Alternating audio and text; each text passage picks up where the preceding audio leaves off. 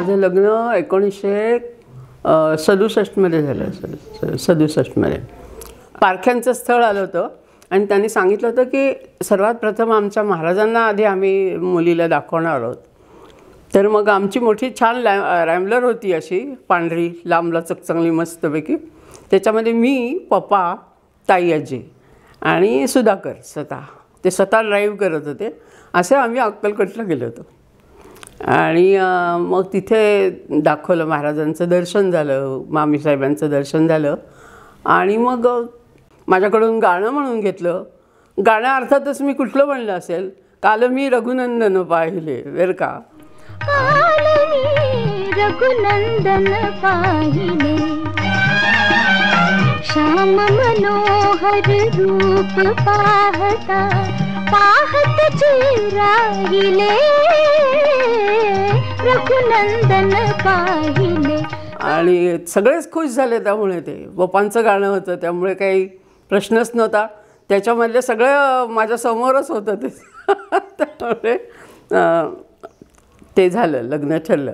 हो, माझ्या लग्नामध्ये त्यांनी एक उत्कृष्ट विहीण लिहिली होती आणि ती विहीण इतकी सुंदर होती की जवळजवळ सगळ्या जगातल्या विहिणींना ती लागू पडेल इतकी छान विहीण होती ती. आणि आशाने गायली नंतर ती.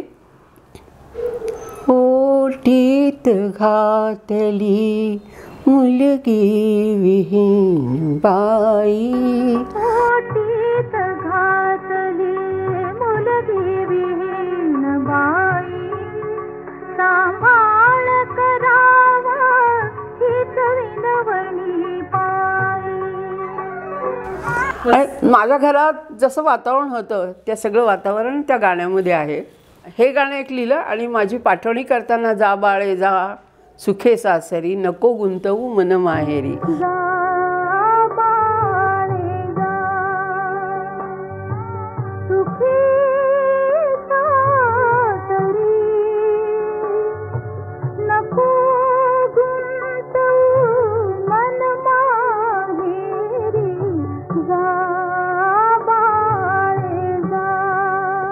असं एक अप्रतिम गाणं त्यांनी लिहिलं जे सगळ्या तरुण मुलींना सासरी जाताना वस्तुपाठ म्हणून म्हणलं जाईल ते गाणं. इतकं छान गाणं आहे ते.